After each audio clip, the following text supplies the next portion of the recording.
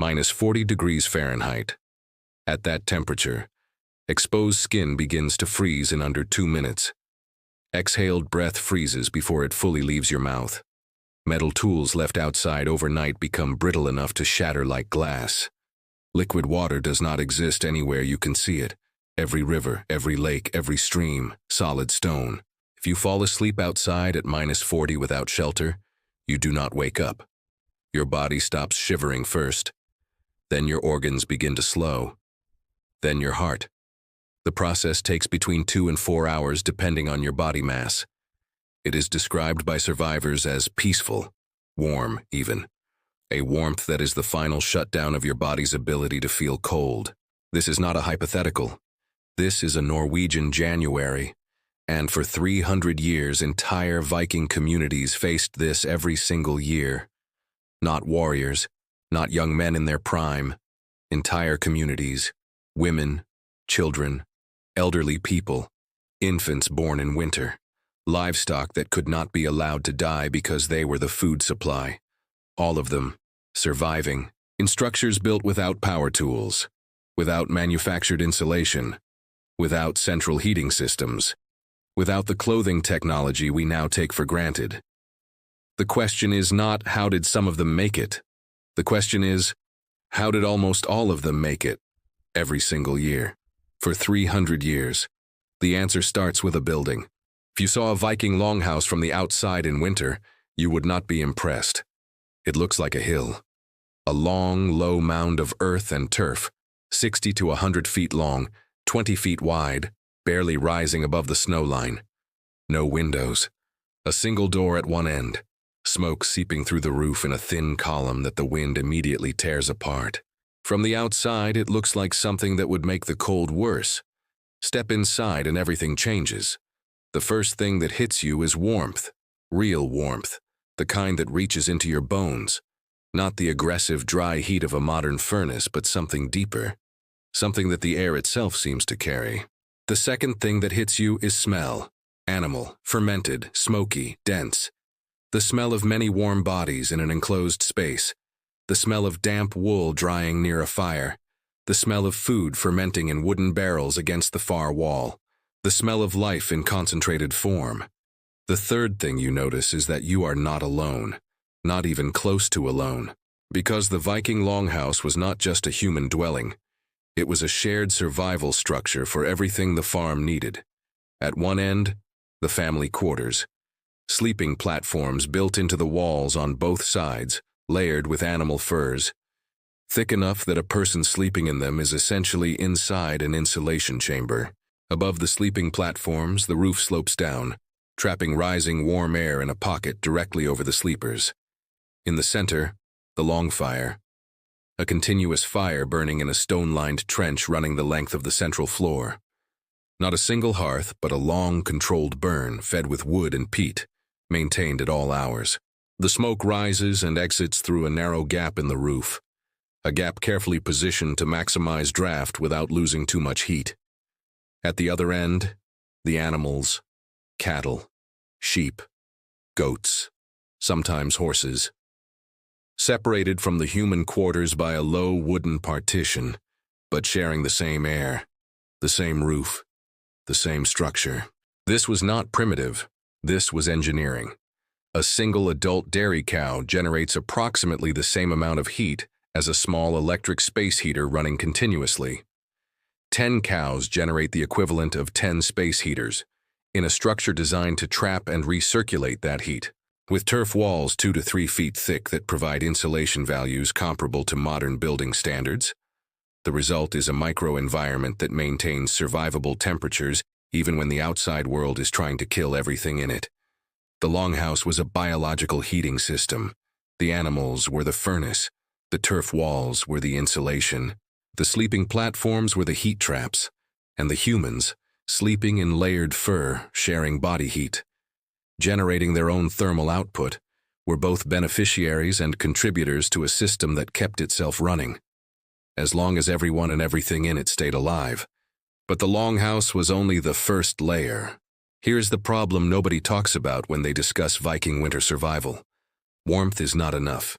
You can be perfectly warm and still die, because in a Norwegian winter that lasts 6 months, with no sunlight for meaningful portions of it, with no fresh food growing anywhere, with hunting unreliable, and fishing the frozen rivers a daily gamble, the real killer is not cold. The real killer is what cold does to your food supply. Modern nutritional science has a name for what happens to people who survive winter cold, but fail to maintain adequate nutrition.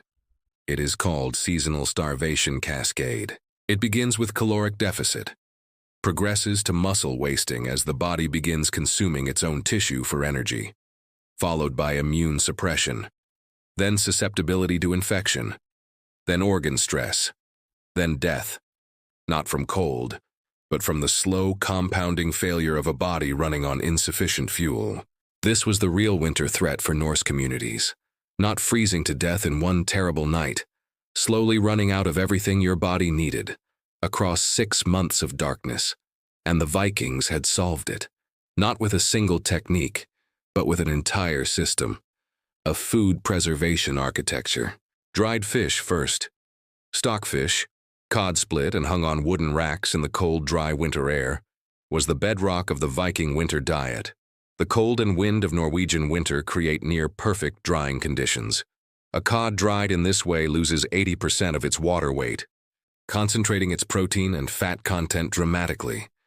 A single dried cod provides extraordinary caloric density. It stores for years without spoiling. It requires no refrigeration because it already is refrigeration. The cold does the work. The Norse exported stockfish across Europe for centuries. It was literally currency, a preserved food so valuable and so reliably nutritious that other civilizations traded silver for it. But stockfish alone cannot sustain a community through winter. Enter the fermentation system. Sauerkraut before sauerkraut had a name.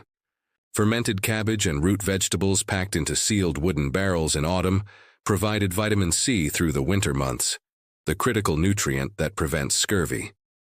The Vikings were not getting scurvy in their longhouses while British sailors were dying of it on ships in the same era. The difference was the barrel in the corner.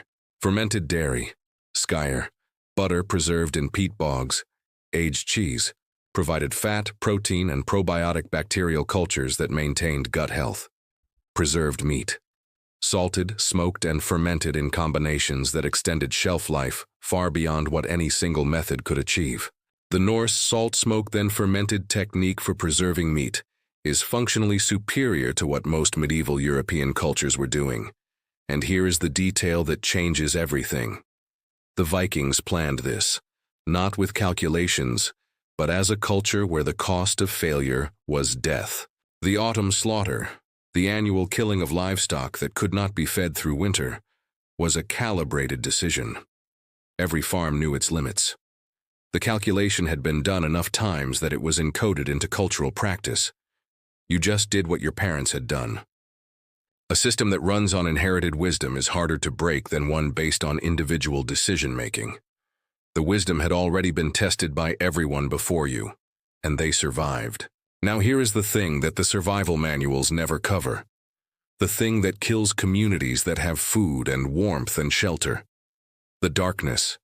At 65 degrees north latitude, the winter solstice brings approximately 4 hours of usable daylight. Not bright sunshine, but pale, low-angle, gray-filtered light. For the other 20 hours, darkness. Not the glow of civilization, but complete total darkness where the snow reflects nothing. Seasonal affective disorder is not a modern invention. It is a biological response to light deprivation that humans have experienced for millennia. The sagas describe it. The winter madness. Families where someone would stop eating, stop speaking, as something dark and heavy sat on everyone. They called it the long dark, and they developed strategies against it. The first was community compression. In winter, Viking social structure contracted. Extended families moved into single longhouses. Neighboring farms visited each other constantly, choosing enforced proximity. They understood that humans in darkness need other humans nearby.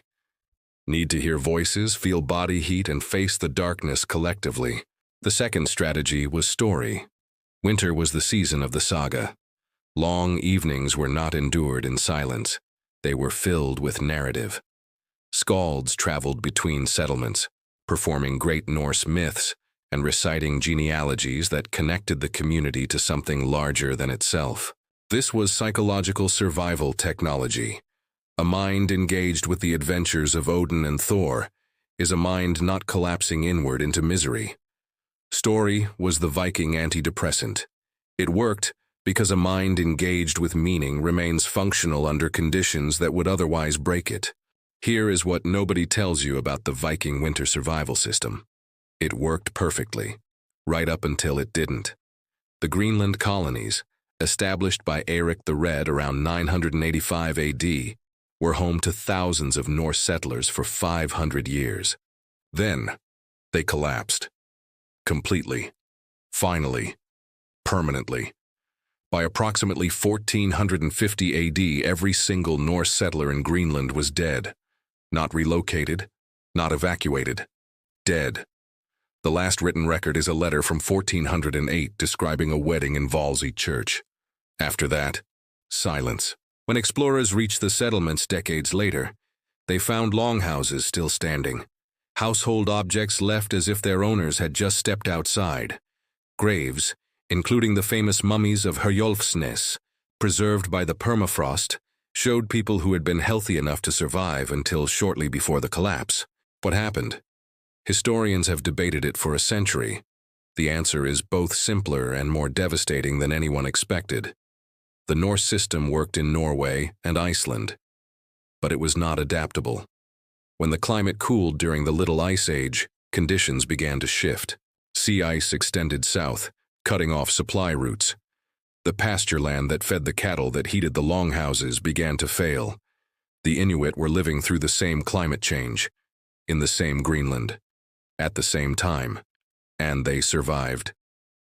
Because the Inuit system was designed for an environment where the ocean is the only source of food, and seal hunting is the basis of survival. The Norse looked at the Inuit across a distance of cultural difference and saw people they could not relate to, eating foods they wouldn't eat. The sagas call them Skraelings. There is no record of the Norse ever learning from them. Their 600-year-old system finally failed. Not because it was wrong, but because it was not flexible enough. Not humble enough to ask, what do they know that we don't? The system that saved them for 600 years became the system that could not save them when the world changed. In 2012, a researcher named Jared Diamond published a study examining why some societies collapse when conditions change, and others adapt and survive. His conclusion was not about technology, not about resources, not about military strength. It was about the willingness to question inherited solutions when those solutions stop working. The societies that survived were the ones that could look at a crisis and ask, what we have always done, is it still the right thing to do? The societies that collapsed were the ones that could not ask that question. The Viking winter survival system was one of the most sophisticated human adaptations to extreme cold ever developed.